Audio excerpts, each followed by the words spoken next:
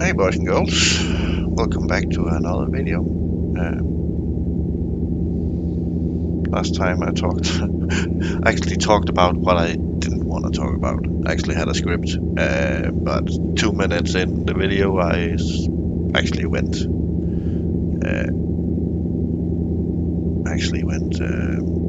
yeah, I forgot I had a script.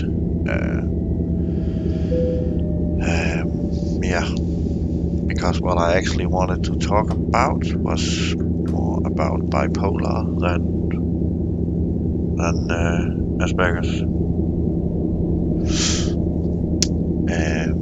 Yeah, I'm a few days more into the new medicine, and to be honest, my days are hard, and even my sleeping it's not a problem. I sleep, but my head continues to run full speed, even though I'm sleeping.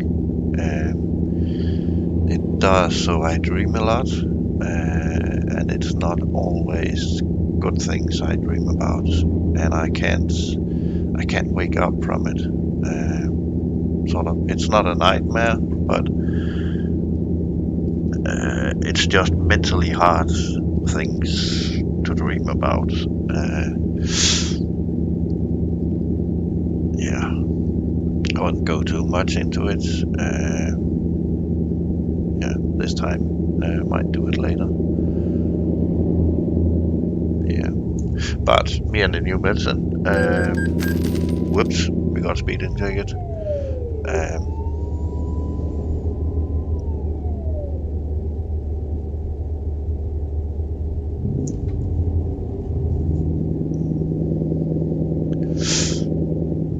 That was a whoopsie.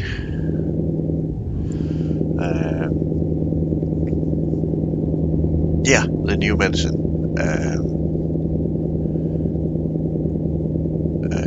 I think it works. I'm not having so much problems with stomach acid, which I sometimes hit by quite hard.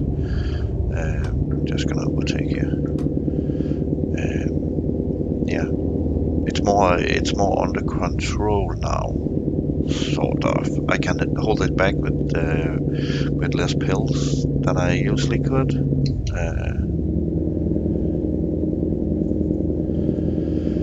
So it's a little bit better. I haven't really tried eating some of the stuffs that I couldn't, that my stomach wouldn't let me eat before.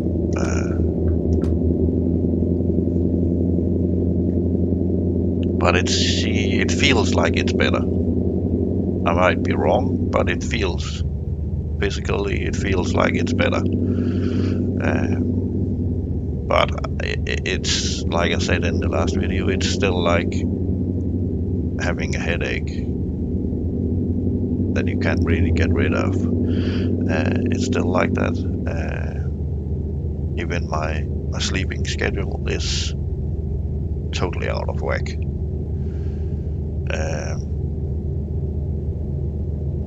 Yeah,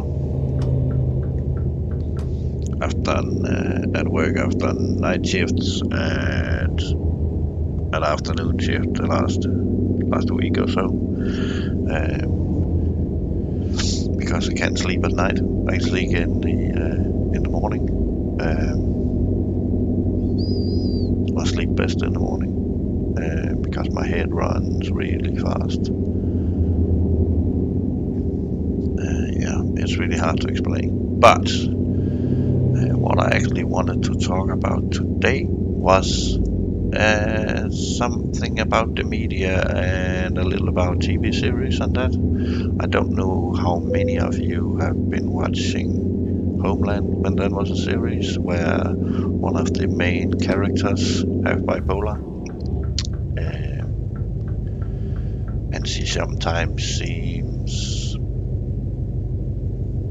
nuts, I would call it. Maybe for a normal person she would seem nuts.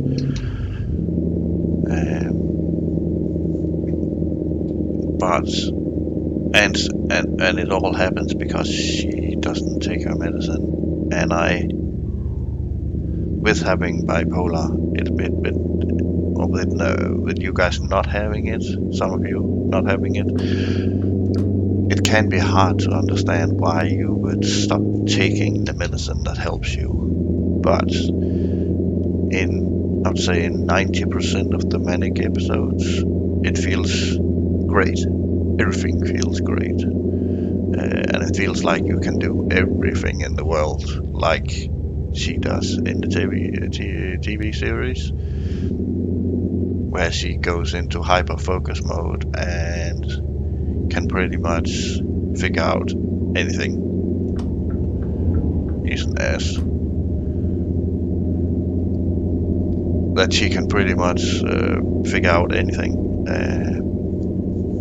in the world, sort of. She can sort of put the big jigsaw puzzle together. And I would say it does feel like that. It feels like it more or less feels like that you're reading a book, and it only has the first chapter and the last chapter. And your brain runs so fast that it can write all the other chapters. I know it may be hard to understand, but your mind runs that fast that it can pretty much write the rest, and you think you know what the history is about.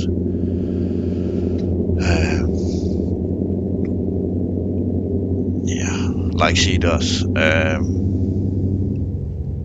it's a pretty good example about how it is to have a manic episode, where it's maybe a bit easier to understand what happens. But again, it's not always like that. It can be really hard when it does it. Yeah. Let's see. Yeah, we can get the last part of my conversation in this video, so it doesn't get too long.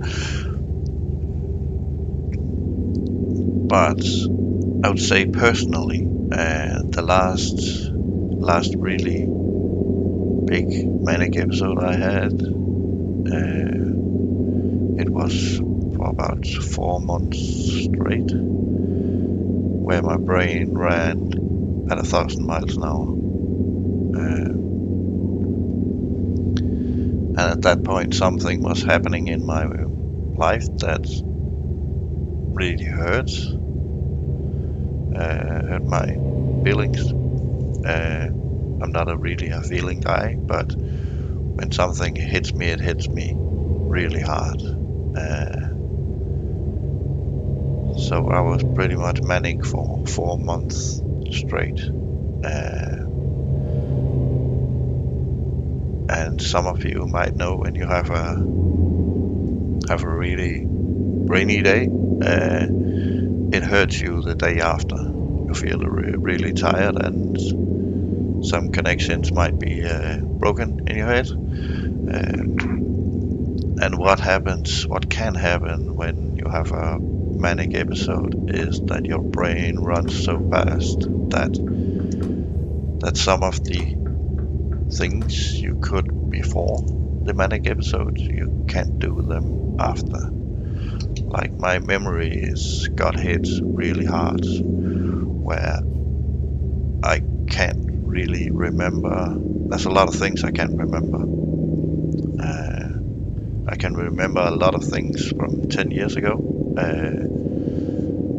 Actually, but the most stupid thing is that it's maybe gonna put it into perspective. I can't remember a lot of birthdays and that sort. And I have a lot of post-its around my house with simple things that I need to remember, like I need to take my medicine, I need to remember to take a note with me when I go to the shops. This is the wrong way. Whoops. Yeah. And it hurt my memory really bad. But one thing really stupid I can remember is pretty much if I see 10 seconds of a Friends episode, I would say 9 out of 10 times I can explain what the episode is about. And I don't know why I can remember something like that. I really wish I couldn't, so I had room for I had memory for something else. But a lot of TV series I can remember what happens, and it's not like I'm really watching TV series. I use them more or less as background noise. So it's more of a podcast with video, like the way I make videos. Yeah, but it is really hard to explain for non-bipolar people how it is to have bipolar. And with medicine, I know it's good for me, but sometimes I would really like a sort of a manic episode, because you get a lot more done, especially at home, cleaning, that sort. Because you have a sort of I will call it a fake amount of energy, and it could be. I know it's gonna damage me like hell to have a manic episode, because my memories are pretty much gonna get worse and worse for each manic episode I have. So it would be the best for me not having another episode ever, because like more and more of my personality gets lost in a manic episode. So for each manic episode, I lose more and more of my personality.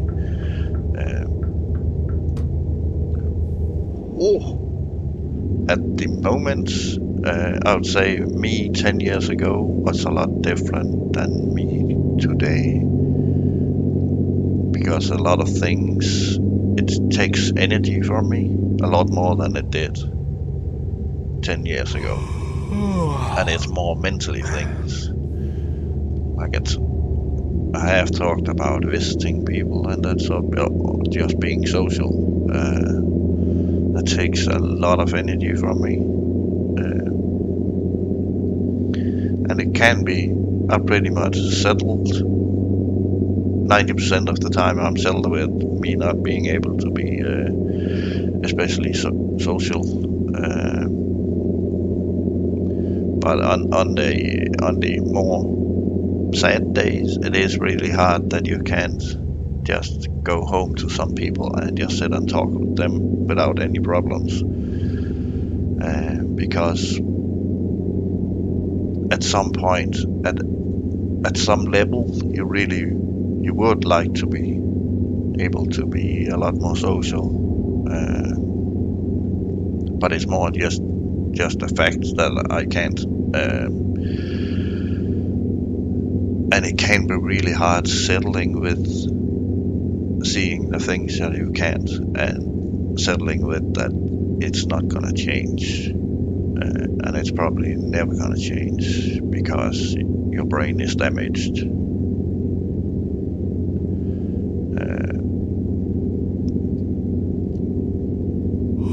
Let's see, we need to go this way.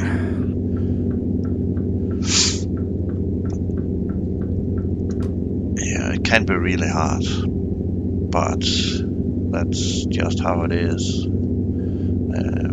Yeah, I know this is a bit of a weird video,